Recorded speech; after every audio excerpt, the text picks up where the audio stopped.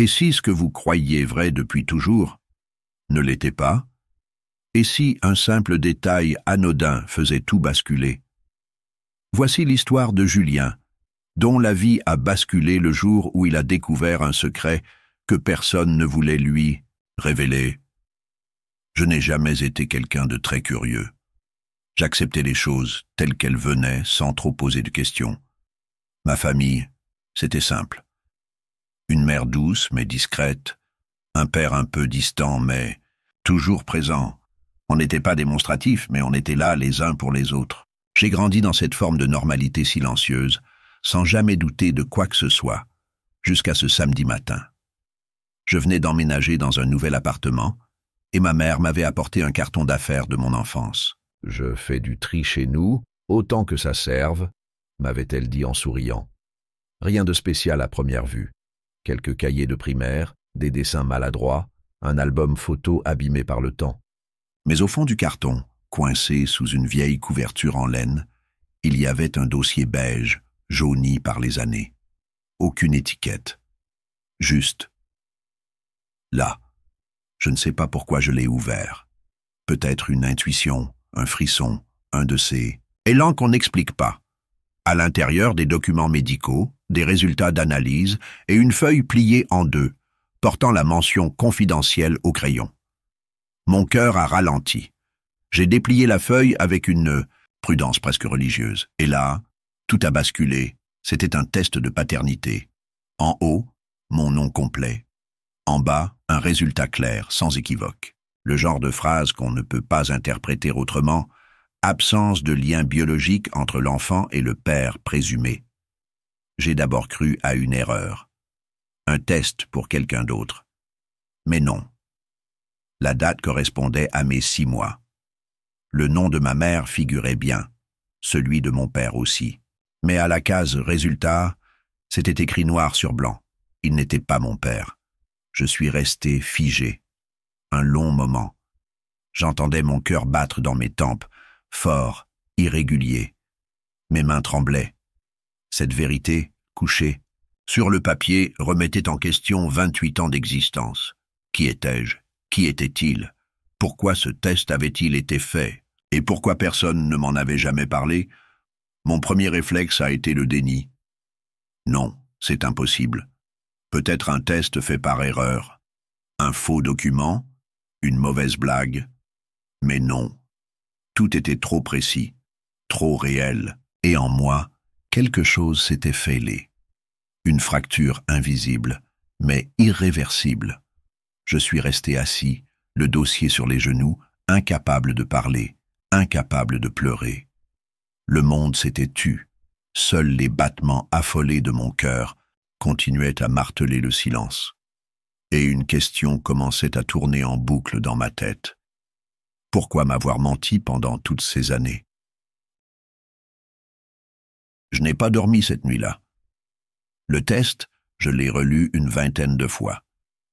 J'ai même essayé de le chercher sur Internet, espérant y voir un détail qui prouverait qu'il était falsifié, dépassé, invalide. Rien. Il était authentique, trop authentique, et je ne pouvais plus l'ignorer. Le dimanche matin, j'ai pris la voiture sans prévenir, direction la maison de mes parents. Enfin, de mes parents? Ce mot résonnait désormais avec un doute étrange. J'avais la gorge serrée, les mains moites sur le volant. Tout ce que je voulais, c'était comprendre, avoir une explication, mettre des mots sur cette faille qui venait de s'ouvrir sous mes pieds. Ma mère m'a accueilli comme toujours. Un sourire doux, une main sur mon bras. « Tu es venu manger?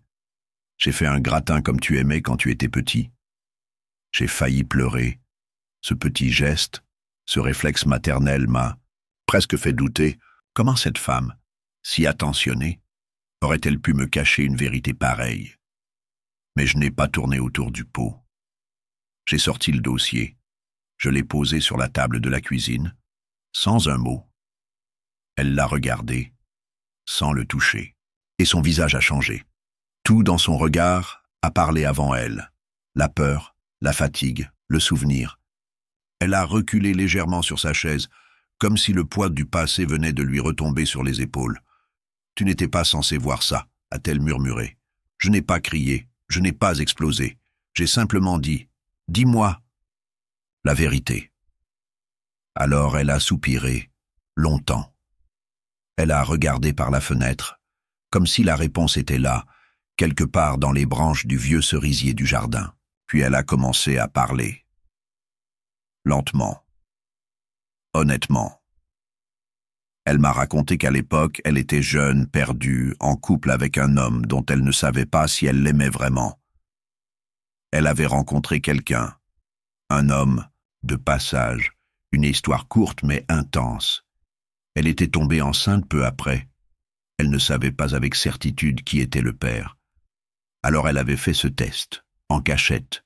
Mon père, celui qui m'a élevé, l'a appris. Et il a choisi de rester, par amour pour elle, par responsabilité.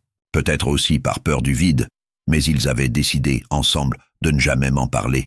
« Tu étais notre fils, point », a-t-elle dit en posant sa main sur la mienne.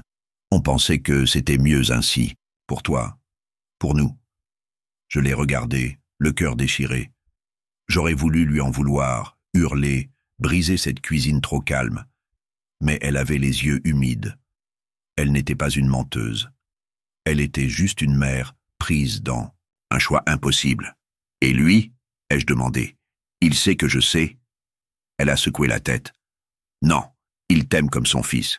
Et il ne s'est jamais posé la question.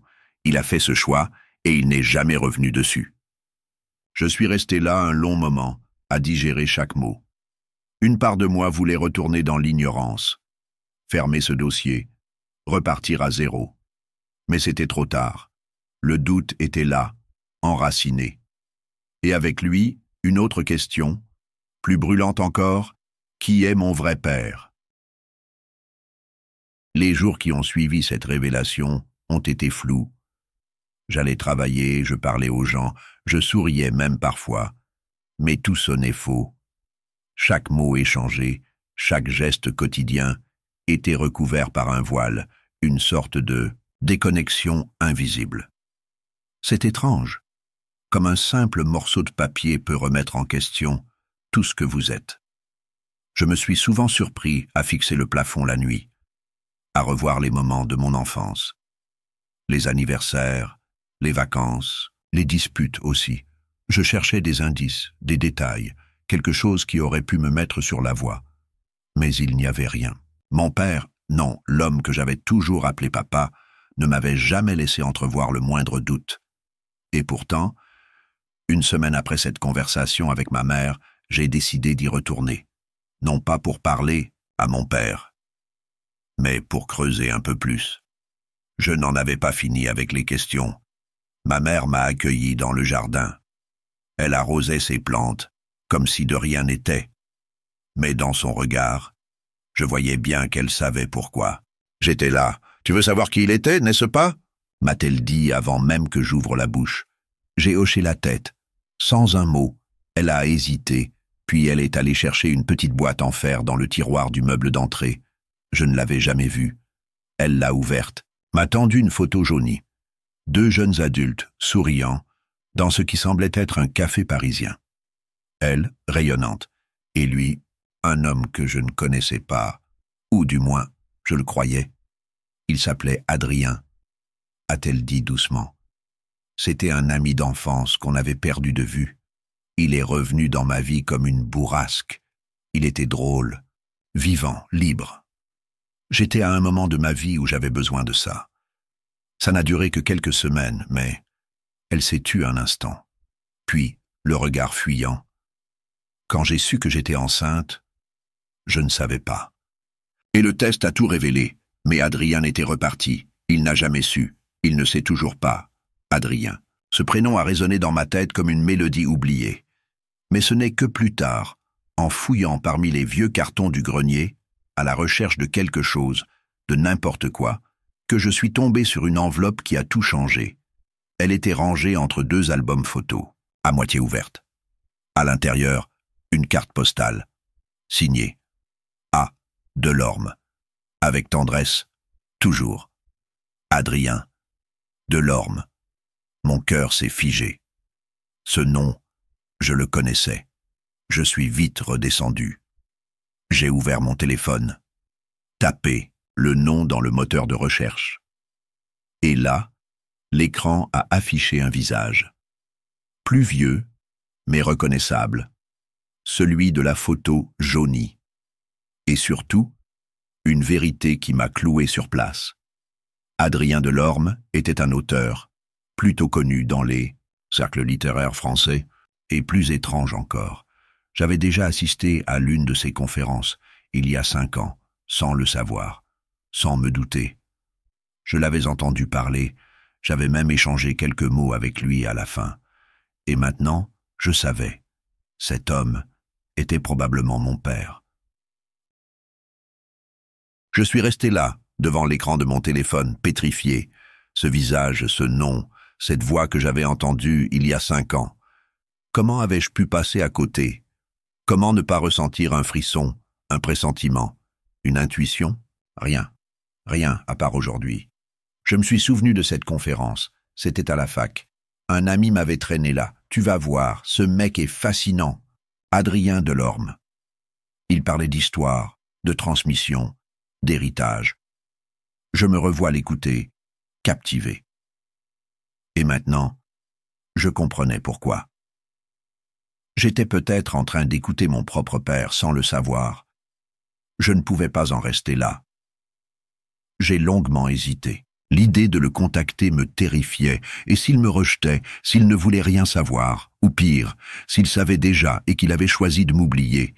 Mais l'inconnu me faisait encore plus peur. Je voulais savoir. Je devais savoir. Alors j'ai écrit un message. Simple, direct, pas trop long, une sorte de bouteille à la mer. Bonjour Monsieur Delorme, je m'appelle Julien Morel.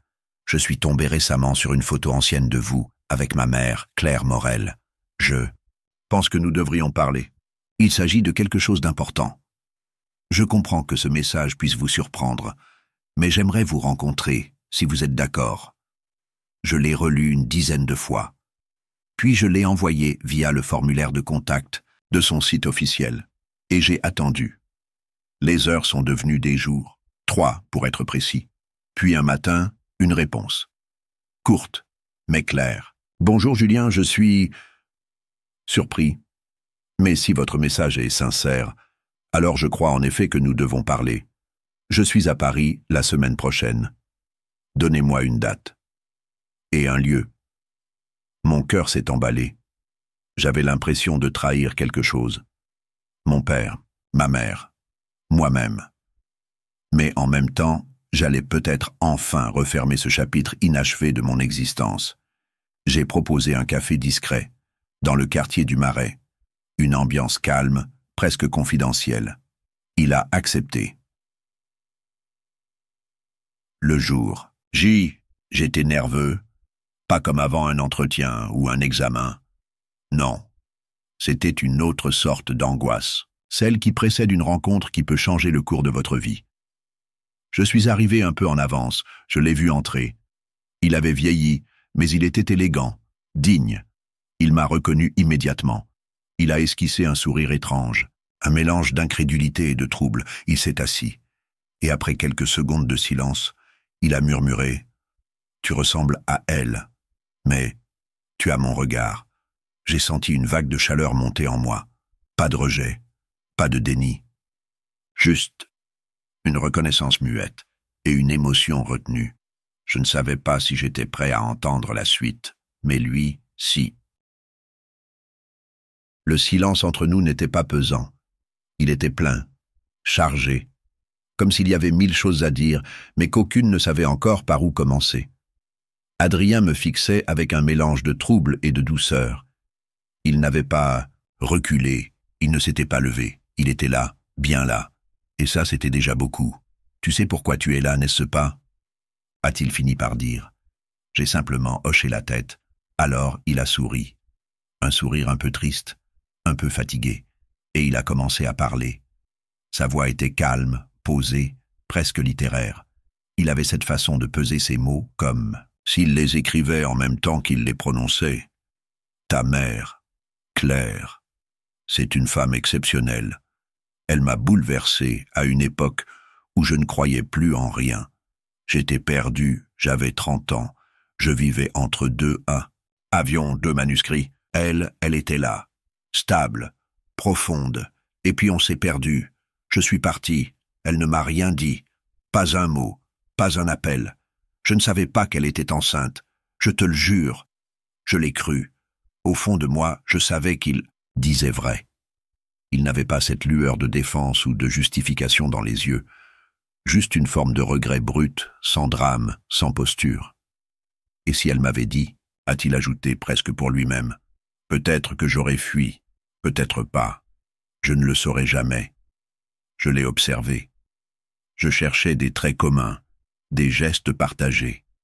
C'était étrange, mais je commençais à ressentir quelque chose, une forme de familiarité, de fil invisible.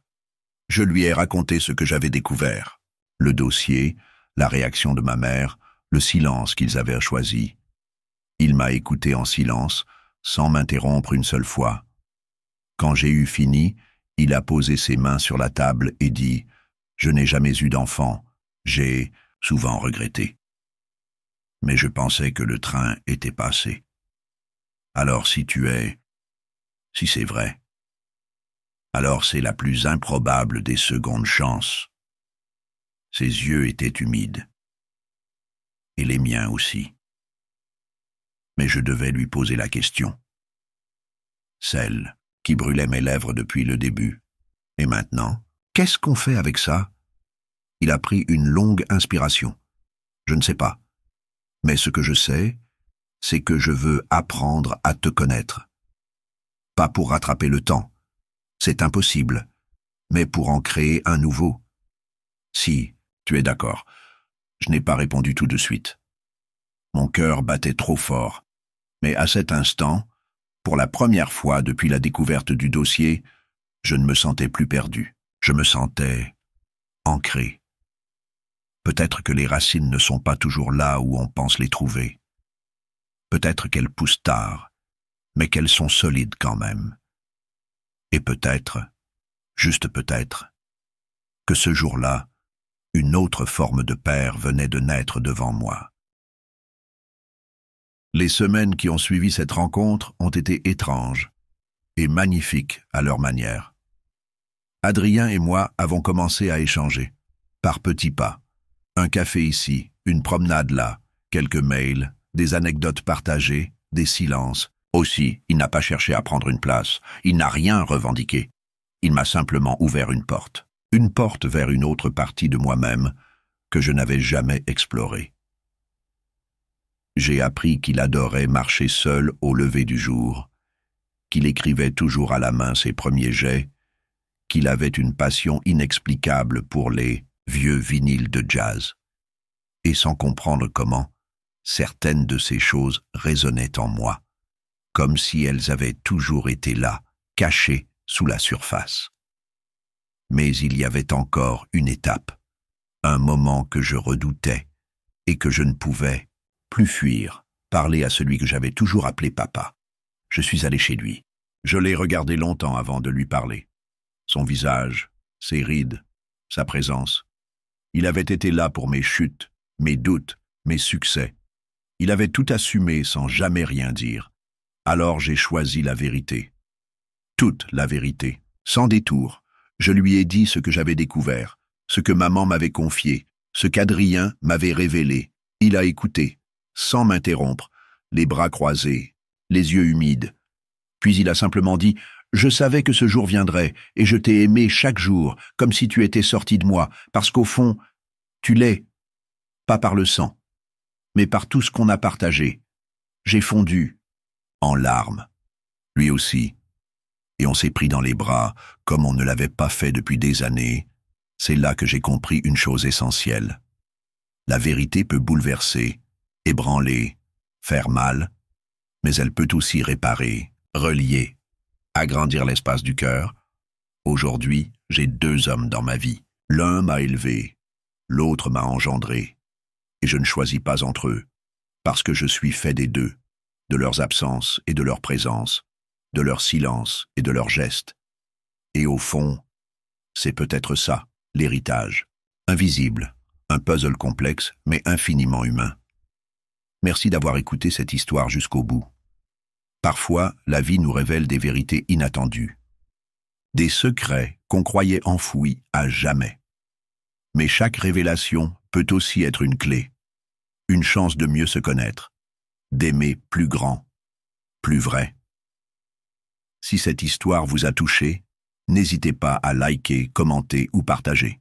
Et surtout, souvenez-vous, ce ne sont pas les liens du sang qui définissent une famille, mais ceux du cœur. À très bientôt pour une nouvelle histoire dans l'ombre des secrets.